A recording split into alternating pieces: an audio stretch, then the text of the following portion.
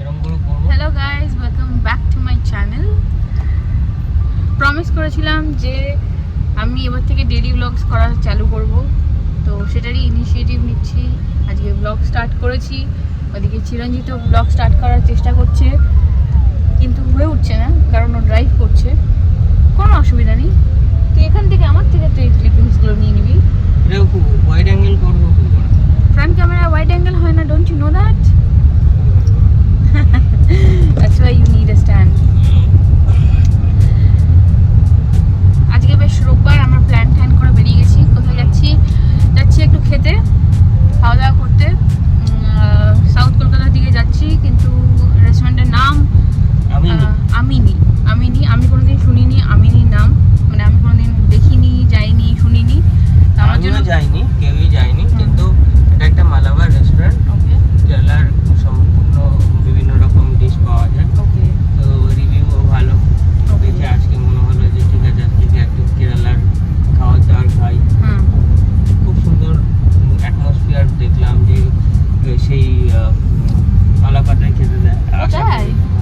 আমি এরকম কিছু ফটোস দেখলাম, জানি না শিওর, না মেবি হয়তো যারা চায় বা ওদের হয়তো স্পেশাল কিছু ডিশ সেটা ওখানে গেলে দেখতে পাবো। হ্যাঁ, সেটা ওখানে গেলে দেখতে পাবো। যদি কলাপাতায় দেয় সেটা তো ভীষণ ইন্টারেস্টিং হবে ব্যাপারটা, কারণ ছোটোবেলায় আমরা সবাই এরকম টাইম গেছে যে মামা বাড়িতে, মাসি বাড়িতে বা কোনো না কোনো টাইমে আমরা কলাপাতায় খেয়েছি, অনুষ্ঠানে খেয়েছি। হ্যাঁ, বাট ধীরে ধীরে সেই জিনিসটা জেনারেশন ওয়াইজ চেঞ্জ হতে হতে এখন আর সেরকম হয় না। এরকম কলাপাতায় তো খাওয়া হয়ই না এখন।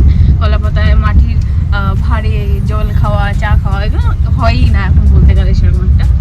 তো যদি কলাপাতায় দেয় ভীষণ ইন্টারেস্টিং হবে ব্যাপারটা, তাই তো? অবশ্যই।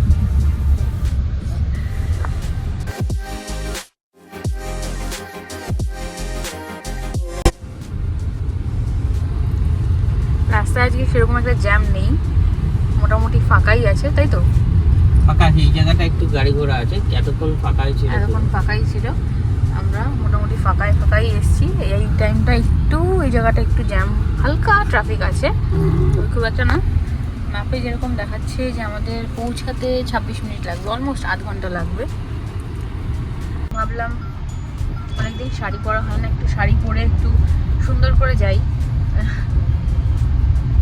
কারণ শাড়ি পরার কোনো রকম অকেশন এই মুহূর্তে নেই। হ্যাঁ আছে, বাট হঠাৎ করে ইচ্ছা হলো যে একটু শাড়ি পরে যাই, ভালো জায়গায় যাচ্ছি একটু। বেশিরভাগ তো শাড়ি পরা হয়ই না ডেলি লাইফে, এখন কুর্তি, জিন্স এগুলো ছাড়া তো পরাই হয় না। তাই আর ভালোই হয়েছে শাড়ি পরে গেছি, তার কারণ হচ্ছে যেখানে যাচ্ছি সেটা একদম ট্রেডিশনাল একটা রেস্টুরেন্ট, তো ভালোই হয়েছে যে এক কাজে দু কাজ হয়ে যাবে, তাই তো? ট্রেডিশনাল বডি, তুই ট্রেডিশনাল পরিস তো কী হয়েছে? তুই তো এখন যদি পাঞ্জাবি পরে তুই যেতি, এটা একটু ওভার দ্য টপ হয়ে যেত। মেয়েরা শাড়ি পরাটা খুব নর্মাল ব্যাপার হয়ে গেছে এখন। মেয়েরা যত না শাড়ি পরে, তার থেকে তো ছেলেরা তো পাঞ্জাবি খুব কম, মানে একদম অকেশন ছাড়া পরেই না, তাই না? মানে অনেকেই আছে ডেইলি বেসিসে পাঞ্জাবি কুর্তা, হ্যাঁ, শর্ট কুর্তা পরে, তাদের স্টাইল স্টেটমেন্টটা আবার অন্যরকম, তারা ওই রকমই জামা কাপড় পরে। যেরকম আমাদের কলেজে ছিল যে অনেকেই 2-3টে ছেলে বা মেয়ে এরকম ছিল যারা কিনা একটুখানি তারা কুর্তি পরলেও বা ছেলেরা পাঞ্জাবি পরলেও তাদের মধ্যে ওই একটা বাঙালিয়ানা, একটা কবি টাইপের যে সাজটা হয়, সুন্দর একটা এরকম ব্যাগ, শান্তিনিকেতনের যে ব্যাগগুলো ইউজ করে ওরকম ব্যাগ নিয়ে আসতো। তো ওদের স্টাইল, হ্যাঁ ওদের স্টাইল স্টেটমেন্টটাই অন্যরকম ছিল। সেটা খুব কম, সবাই এরকম স্টাইল স্টেটমেন্ট মানে ডেলি বেসিসে এরকম পরে না, সবাই এরকম টাইপের জামা কাপড় ইউজ করে। প্রায় পৌঁছাবো করছি, কটা আর 8 মিনিট পৌঁছে গেছি আমরা।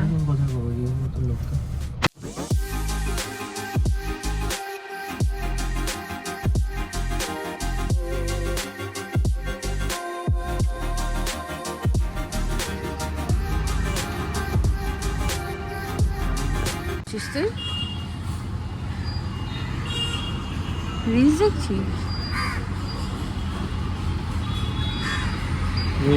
রিলস দেখছিস কেন? এই যে ওয়েটিং এতক্ষণ। কতক্ষণ বলেছে ওয়েটিং? কিছু বলেনি, আগে লোক ঢুকবে তারপর আমরা। ও ওকে, ফাইনালি থেকে 25 মিনিট আমরা ওয়েট করেছি, দেন আমরা 20 থেকে 25 মিনিট ওয়েট করেছি, তারপর আমরা ঢুকতে পেরেছি। আজকে মেবি সানডে বলে হয়তো বেশি ভিড়।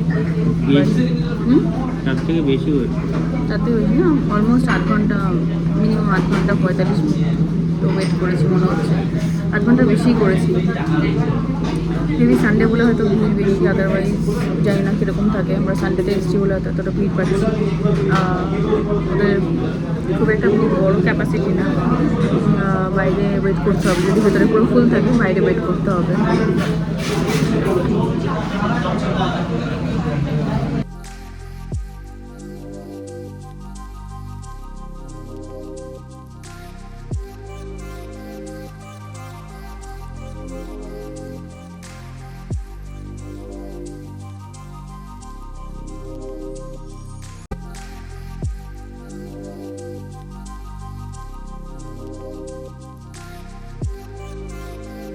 লাগলো তোর? ভালো, খাবারগুলো ভালো ছিল, ঝাল ছিল একটু মাটনটা।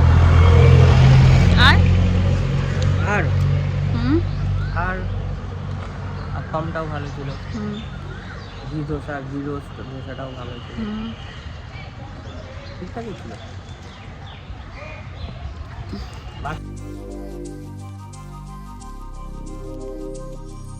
শুনি এরকম করতে চাইছিস?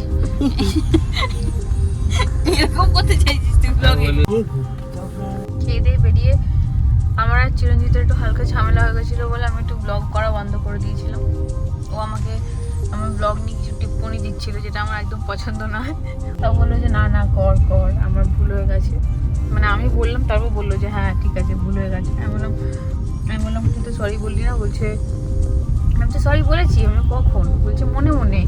আমি বললাম মনে মনে বলে তো আমি শুনতে পাইনি। বলছে এমা তুই শুনতে পাসনি, এরকম করে বলছি। ঠিক আছে, তা ঠিক আছে। ও যখন সরি বলেছে আমি বললো যে না না তুই ব্লগটা শুরু কর আবার। আমি সেই জন্য আবার ব্লগটা শুরু করলাম। একমাত্র ওর কথাই আমি ব্লগটা শুরু করলাম। দেখো ঝামেলা পাকিয়ে ঝামেলা করে কিরকম দাঁত বের করে করে হাসছে ওরে। দেখো কি আনন্দ পেলে এই ঝামেলাটা করে, আমাকে মাথাটা গরম করে। ঝামেলা করতে চাইনি। তুই ঝামেলা করতে চাসনি মানে? তুই তো ঝামেলাটা করলি বলে আমি ব্লগটা করা বন্ধ করে দিলাম। আমি তোকে সদুপদেশ দিতে গেছি। এদিকে তাকিয়ে বল, এদিকে তাকিয়ে বল। সদুপদেশ দিতে গেছিলাম। সদুপদেশ বানানটা বল দেখি। ও বানান কি? আমি কি বলেছি? আমি খুব বানান ফানান খুব ভালো পারি না। তুই খাওয়া দাওয়াটা প্রচুর হয়েছে। ঘুরিয়ে ঘুরিয়ে সল্টলেক থেকে নিচ্ছিস কেন?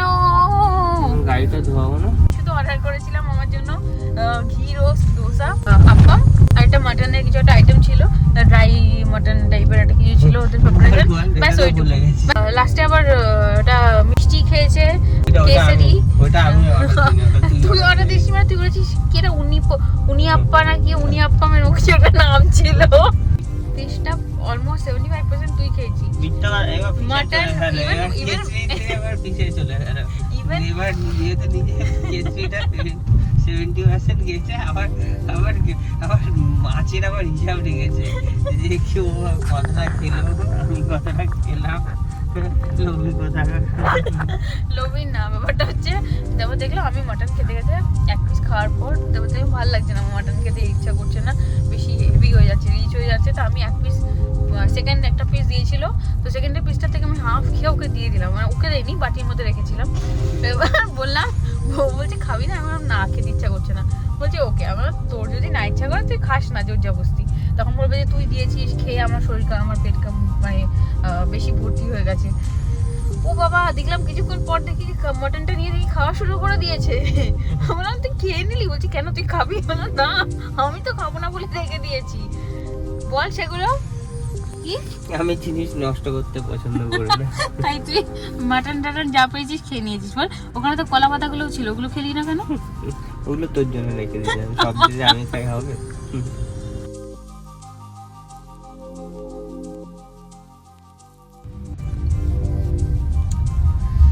এতক্ষণ চিরঞ্জিত ঘুমাচ্ছিল, আমি গাড়িতে বসে বসে ফোন ঘাটছিলাম। এখন আমরা এসেছি হচ্ছে CC2-তে, আর আমরা এখন জোয়ান খাচ্ছি। তার কারণটা হচ্ছে এত হেভি খাওয়া দাওয়া করে নিয়েছি যে এখন আমাদের মনে হচ্ছে একটু জোয়ান খাওয়ার দরকার আছে। এতক্ষণ পরে আমাদের রিয়েলাইজেশনটা হয়েছে যেখানে কিনা জোয়ান এখানেই পড়েছিল গাড়িতে, গাড়ি ধোয়ানোর দরকার আছে। গাড়ি ধোয়াবো, গাড়িটা প্রচণ্ড বাজে অবস্থা, পুরো ধুলো বালি নোংরা হয়ে গেছে পুরো, তারপর বাড়ি যাবো। লাইভ আপডেট, আমরা করাতে এসেছি কার ওয়াশ। আজকে সানডে, প্রচণ্ড গাড়ির লাইন, 3 ঘন্টা বসতে হবে, 3 ঘন্টা বসার মতন সময় আমাদের নেই, তাই আমরা এখন চলে যাচ্ছি। ভাবলাম এসছি যখন একটা চা বা কফি খেয়েই যাই, তাই না?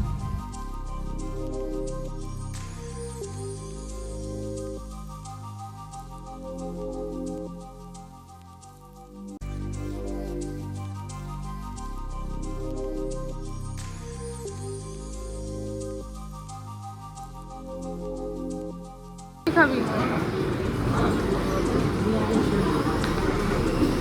ব্ল্যাক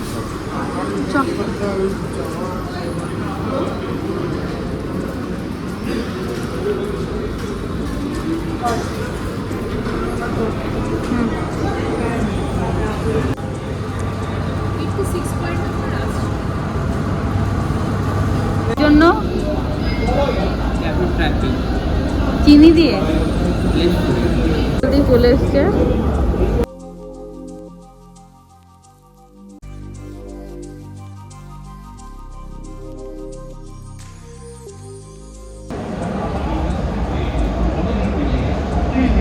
এবার বাড়ি ফিরছি, বাড়ি ফেরার টাইম হয়ে গেছে, অনেক রাত হয়ে গেছে, মাঝখানে আর ব্লগ করতে পারিনি, একটু কাজ বাজ ছিল।